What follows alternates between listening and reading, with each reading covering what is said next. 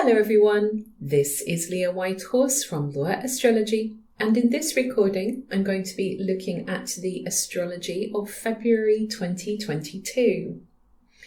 So as we come into this month, we are still in this melting pot, this draconic bowl pattern. I wrote an article about this over on my Patreon, but basically you can see from the chart that all the planets are pretty much just spread over about 4 houses. So we've got the 10th house, 11th house, 12th house, 1st house, 2nd house, 5 houses.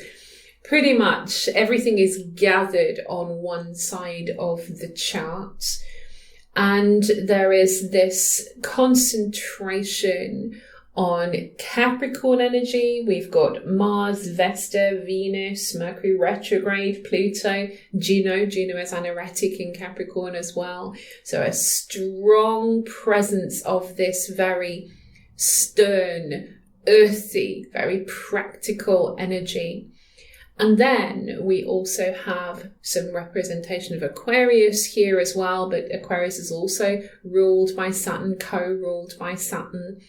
So yes, I just said the word stern, so it kind of does feel a little bit like that at the moment, that things are still heavy. However, as we begin the months on the 1st of February, we are going to get a new moon in Aquarius. So there's just a little hint that there is some new energy coming in. It's like a window opening in a dusty room. That's the kind of sense I get from this lunation. It's going to be at 12 degrees of Aquarius. It's going to be conjunct Saturn and square to Uranus. So in other words, the new moon on the very first of the month is kicking off that waning Saturn-Uranus square.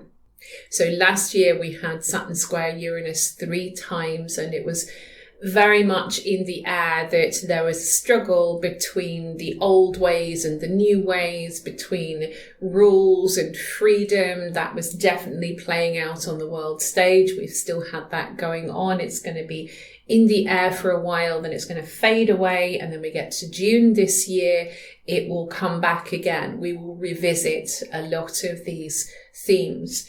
But the new moon here is kind of saying that we may need to make some uncomfortable, that's the square to Uranus, some uncomfortable changes to ensure that we do have stability, Saturn, as a society, Aquarius, for the future. So that's also Aquarius.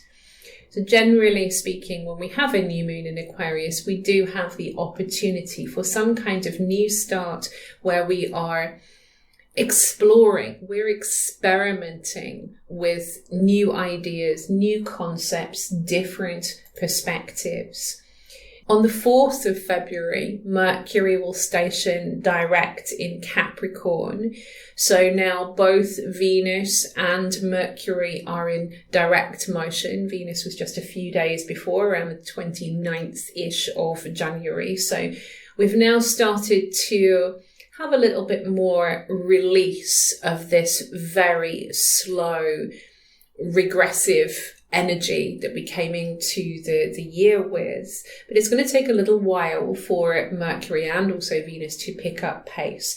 But at least once we get this kind of turnaround, we start to feel as though we can start looking ahead. And in fact, on the same day that Mercury stations direct, we're also going to have Mars forming a sextile to Jupiter.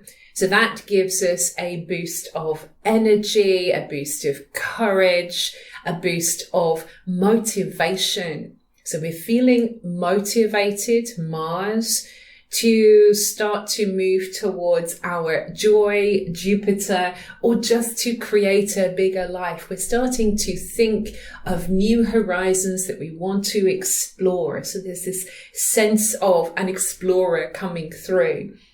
Now also on the 4th of February, so there's quite a lot happening on this date, we have the yearly conjunction between the Sun and Saturn. So this offers us a little bit of restraint, which might be useful because Mars and Jupiter can get a little bit excited and overexcited sometimes. So Sun conjunct Saturn really asks us to step into our authority and to be authentic, to live authentically, and to also crystallize our intention, crystallize our vision of what it is that we would like to manifest in our lives. And it's kind of taking responsibility for that as well, because Saturn is a very mature planet. It advocates a very disciplined, conscientious, cautious approach. It also catches my eye that this Sun-Saturn conjunction is on 15 degrees of Aquarius. This degree is important because it is astrological Imbolc. So Imbolc is one of the pagan festivals commonly celebrated on the 1st or 2nd of February. It corresponds to, in the Christian calendar, to Candlemas. And generally, it is the idea that there are the first stirrings of spring in the northern hemisphere. Imbolc means in the belly. It's associated with ewe's milk and lambing. It's kind of coming to lambing season. So we've got the first stirrings of new life, and this is the exact midpoint between winter solstice and spring equinox. That is why this degree is important. So I feel like the conjunction of the Sun and Saturn on this very sacred degree is really emphasizing the themes of this festival, the idea of the stirrings of new life.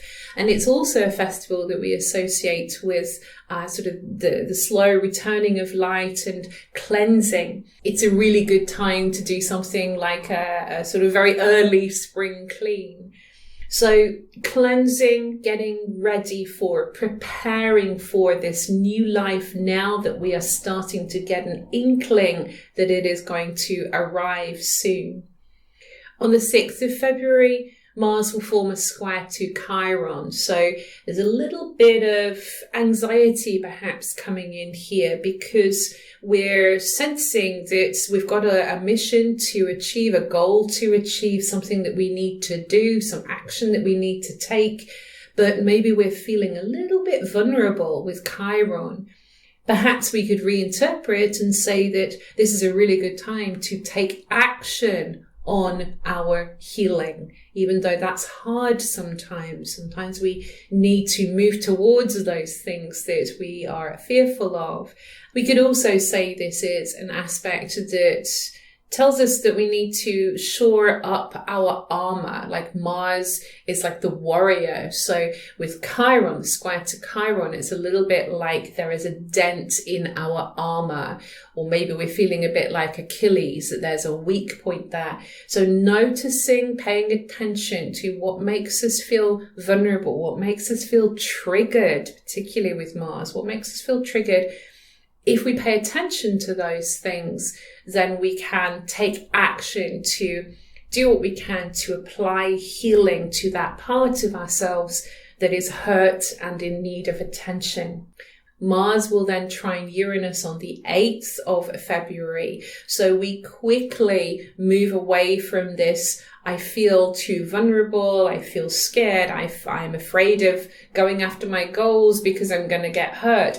Now we get this sudden emphasis on let's just do this. Let's just go for this. Let's take a leap of faith. Uranus is a very ingenious, innovative planet. So we're being encouraged to do something different.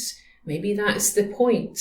We need to do something different to move away from this feeling of vulnerability or this feeling that we can't complete our mission or we can't achieve our goals. If I was going to think of a phrase to describe Mars trine Uranus, I would say, be brave, be you. And this is because Uranus represents our uniqueness. Sedna stations direct on the 9th of February. So Sedna is a minor planet, and it has a very, very, very elliptical orbit, which means it takes thousands of years to complete its journey around the sun, which is 11,400 years, a long, long time. And Sedna is in the far reaches of our solar system, around 3 times further away than Neptune is from us. So she is far, far out in space. There's a really interesting article by astrologer Alan Clay on astro.com. It's called Sedna Consciousness, the Soul's Path of Destiny. I definitely recommend checking it out. I will put a link underneath this video. And one particular paragraph really caught my attention, so I'm just going to read that to you.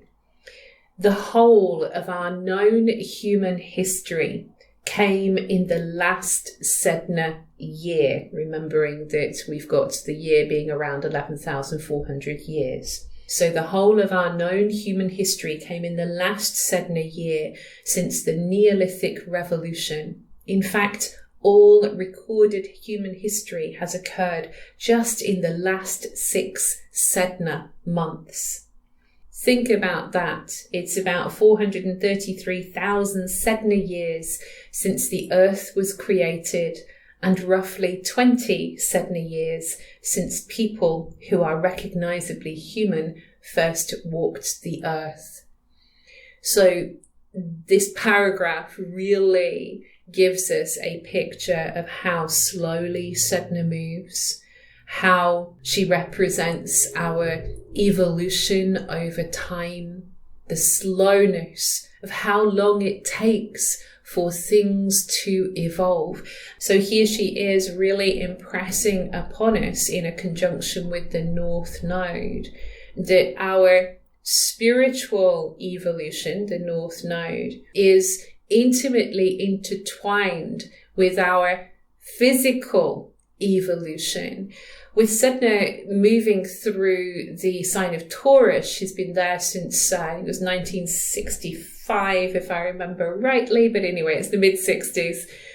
Since that time, we have had so much focus on Taurus matters.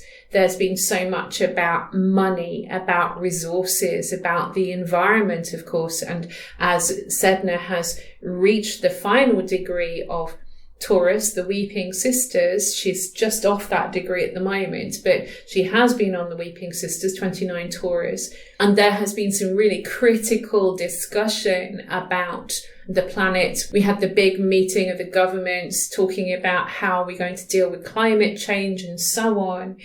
So we're really starting to see that these matters that Sedna is slowly bringing to our attention are incredibly important.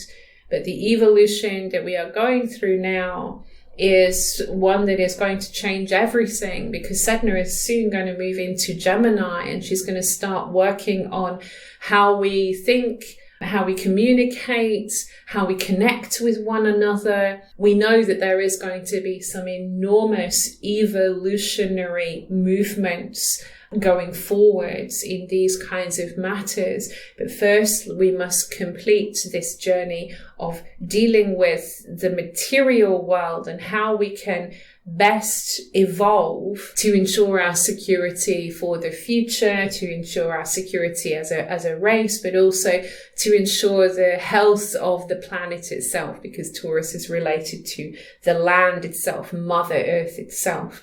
Sedna also teaches us a great deal about how we can transform negative energy or negative experiences. I'm mindful of how sometimes these kinds of phrases and these kinds of ideas can become a little bit of spiritual bypassing. You know, we don't want to Pollyanna our way past problems that are very real and present, and systemic problems that we have in society. But there is something about making the best of the experience that we have and dealing with the problems that are right in front of us, dealing with our own victimhood, dealing with bitterness and betrayal, all the bad stuff that can happen to us. Because this is what Sedna did. She was betrayed by her father. She ended up drowned in the ocean, at the bottom of the ocean, with her fingers chopped off. But she eventually evolved into becoming a sea goddess who offers up the food to those who are fishing, as long as they treat her right. And if they don't treat her right, then she will withdraw her energies. She will not feed us. So Sedna's stationing conjunct the North Node might also be signaling that it's important for us to address where we have become bitter, where we have become so angry that we too are withdrawing our affection from the world. And when we do that, when we fall into, it's all a crazy world out there, nothing's ever going to change, nobody's ever going to do anything, the powers that be, they're just all corrupt. When we really get into that, then we feel empty, then we feel unnourished. So Sedna is just kind of saying to us, it's important for us to look at some of these rather unsavory feelings that lie beneath everything, so that we can take care of this planet as well as taking care of ourselves. Now, we get a lot of this karmic big story stuff going on. Sedna starts it with the conjunction to the North Node. That was actually on the 4th of February, by the way. She then stations direct, conjuncts the North Node. Then Pluto trines the North Node. So this is on the 14th of February. So Pluto adds in this intensity, but also power. It tells us we have the power to take this into the right direction. We have the power to follow this hard path, but this important path, to create greater security, to find more peace, to have harmony and ease, and to share with one another. This is Pluto trine the North Node in Taurus. We then have the Sun squaring the nodes. So this is going to then move into the full moon in Leo. The Sun squares the nodes on the 15th of February. We have a full moon in Leo with the moon opposite the Sun on the 16th of February. So that is lying right square to the nodes. What this means is that we are halfway between the eclipses, between the last season of eclipses and the next season of eclipses. So we're halfway there. So it is a little bit like a turn in the wheel. There's a sense that we're trying to turn a corner here to ensure that we are on the right path, that we are following the signs from the cosmos, that we are making sure that we're getting unstuck. We're not going to stay in this toxic place of the South Node in Scorpio, where we're wasteful, where we're dealing with corruption, where we are fearful. We want to move towards Taurus, North Node in Taurus, but it's going to take a little bit of pressure. We're going to need maybe a little bit of a push. Sometimes when the Sun squares the node, it can correspond to upheavals of some kind. Sometimes it's literal, like earthquakes, volcanoes. We've just had a big volcano. So it can be that, or it might be other things, but we are getting a sense that we are being pushed now to turn a corner and really start to see what it is that we need to move towards. So all these themes become part of the full moon in Leo, because it's still ongoing, this square to the nodes. And also with the full moon in Leo, we have something of exploring the needs of the group, which is the Sun in Aquarius, versus the needs of the individual, which is the moon in Leo. Also, Leo is a sign that's very in the present, very in the now, whereas Aquarius is associated with the future. So again, we've got some kind of struggle here between how much we live in the moment and how much we kind of prepare for the future. The shadow side of Leo can also speak about pride and arrogance. And I'm wondering, with all this focus on the nodes, Pluto trine to the nodes, North Node conjunct Sedna, and the square to the nodes of the sun and the moon. I'm just wondering whether there's just a little hint from the cosmos that it's important that we recognize that we have a place in something that is much bigger than us. Sedna herself, remember I was saying before about these great long cycles and how she has encapsulated like all of human evolution in a very short period in her orbit. There is a sense with these very slow moving bodies that they remind us that it's not just about us. It's not just about us. And I guess we don't really like that sometimes, because certainly on a personal level, on a day-to-day level, if we're struggling to pay the bills, or, we're feeling tired, fed up, all the very human emotions, it very much feels as though it's about us. But there's something in this chart that's just saying we need to just be aware that there is a much bigger picture playing out, and that we're moving towards something that we can't even conceive of yet. As astrologers, we get ideas of where things are going, but none of us knows fully what lies ahead, certainly not in 1,000, 3,000, 10,000 years time. And these are the kinds of time frames that we're looking at when we're thinking about Sedna. So our little world, our little journey that we are each on, that of course we are the hero of our own personal tale, Moon in Leo, we need to just embrace the fact that there is more to it than we actually see. And that can also be extraordinarily comforting. The moon needs comfort. And I think, we all needed perhaps a little bit of comfort at this time, because it's been a hard couple of years. So we can take comfort in the fact that our heroic journey to live in these times is part of a plan, part of something that's inconceivably enormous, but we are a very important part of it. Every single person who is here is needed here.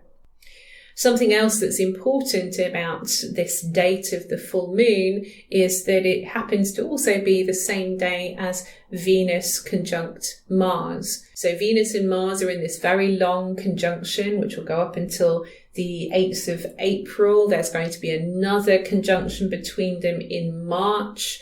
So we're really getting some kind of sense that we're trying to bring things together. We had all of the Venus retrograde in Capricorn conjunct Pluto, which stripped away things that were blocking the heart and really pushing us to understand what was important to us, what's truly valuable for us, what do we truly care about. And now that we've done that process, this is, what are we going to do about it? Now that we are clear about what is truly important, what are we going to do? Mars is the doer. Mars is the action. So Venus conjunct Mars on the same day as the full moon really tells us that we have an opportunity here to bring these very high frequency energies down to Earth and create something from that. Venus and Mars is like the cosmic lovers, and in their union, they create a seed of a baby, a seed of something new. So we are in a very creative process with Venus and Mars here. On the 18th of February, Jupiter will form a sextile to Uranus. This is a one-hit wonder, as I like to call them.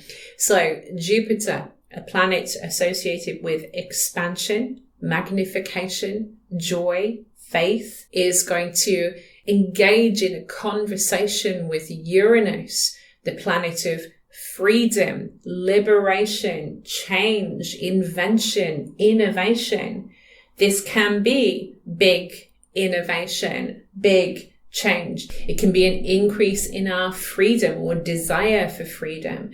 It can be some kind of momentous occasion that is connected with technology or connected with science in some way. There's a sense of exploration that comes through with this. I'm actually thinking about, again, the James Webb telescope that's now up and running, and I don't think we're going to get anything back from it just yet, but I don't know, maybe there's something going on there. We're certainly going to be understanding a lot more about the cosmos with Jupiter in Pisces. So Jupiter sextile Uranus, a planet associated with technology, kind of feels like there is a real opportunity here for some kind of growth. Uranus is also in Taurus at the moment, a sign associated with money, finances. And Uranus, because of its connection with technology, could speak of the cryptocurrencies. So perhaps there's some kind of big increase in those, or some kind of news, some kind of positive news around cryptocurrencies at this time. I am not an expert though in cryptocurrency, so please don't make any kind of big investment based on what I'm saying here. Find someone who knows more about it than I do. But it just floated through my mind that it could be in connection with those kinds of movements. The Sun enters Pisces on the 18th of February as well. So on the back of this Jupiter sextile to Uranus, we start to move into the final sign of the astrological year. And when the Sun moves into Pisces, it really asks us to move into a much more reflective frame of mind. Pisces is a very soft, compassionate, kind sign. It's also very spiritual. It's also super creative because it's so imaginative. And the walls kind of fall down. We're a lot more open sometimes under Pisces energy because it's very fluid and there are no boundaries. That can sometimes, of course, be a problem. We need to make sure that we keep healthy boundaries in our relationships with others. But certainly in Pisces season, we are invited to be much more open to this spiritual vibration, to the idea of being open to other people's feelings and allowing our feelings to flow. It's very much a go with the flow energy as well. So Sun in Pisces season is going to be really good for that spiritual growth, maybe also just having a little bit of a rest as well. I mean, these have been quite full-on transits as I've been moving through February. It kind of feels quite intense. So yeah, maybe having a little bit of a rest so that we can really start to prepare for times to come, especially when the Sun moves into Aries and it's all guns blazing and go, go, go. Now it's a little bit of a rest time. We are also going to have Mars sextile to Neptune, the ruler of Pisces. This is on the 23rd of February. And Mars sextile Neptune is a beautiful spiritual warrior aspect. It asks us to take action, Mars, on our intuition. What is our soul saying about the goals that we have, the mission that we have here on planet Earth? It's a beautifully creative aspect as well. And we can also use it in very charitable ways. So doing something constructive, positive, Mars, to help those that are in need in some way. So this is Neptune in Pisces. Pisces is a sign that can be associated with those who are kind of lost and forgotten in society. So Mars sextile to Neptune can be a very charitable aspect and encourages us to actually do something in the world that is kind with Neptune. Mercury will then exit the shadow zone finally on the 24th of February. And we're also going to, in a few days' time, on the 1st of March, in fact, Venus will exit the shadow zone. So pretty much as we come to the end of February, we are really starting to come out of this slow period that we've been experiencing for the first couple of months of this new year. And now I think with the Sun going into Pisces, we can start to just ease up a little, allow ourselves that time of reflection, as I spoke about before, and then start to let our minds think about, okay, what are we going to do next? because we've kind of been learning a lot during this month. It feels like we've absorbed a huge amount of material. Some of that material may have come through in very subtle ways, through synchronicity, through dreams, through meditations, because we're dealing with this very cosmic, evolutionary energy. So yes, maybe we just need some time to process, but we're also just starting to get a hint of where we would like to go with this. And this is Mercury exiting the shadow zone. We're just getting some hints about what we want to do with everything that we've learned. And the final aspect of the month is Mars trine the North Node. So we finish the month on the 28th of February with another connection to the North Node, another activation of this nodal axis, because Mars will trine the North Node and sextile the South Node. So there's a really strong push here to think about what is it that we can build. What can we construct? Remembering that Mars is in the very constructive sign of Capricorn, where it works really, really well. Mars is exalted in Capricorn. Mars is also going to be very close to Pluto when it trines the North Node, because it's echoing Pluto. So we've really got this very formidable pair of planets, Mars and Pluto, trining the North Node in these very earthy manifestor signs. So we've got a sense now that we're really starting to put some building bricks in place for our spiritual evolution, personally and collectively. And there's a lot of work here. We have a lot of work to do, but we certainly have the muscle. We certainly have the power with Mars and Pluto both trining the North Node. This concludes my reading for February 2022. I hope you found it helpful. If you would like more from me, or you'd like to support my work, then please do check out my Patreon. I will leave the link below. I have a weekly forecast. I do astro tarot readings for the lunations. There's a huge library of articles on the $10 tier.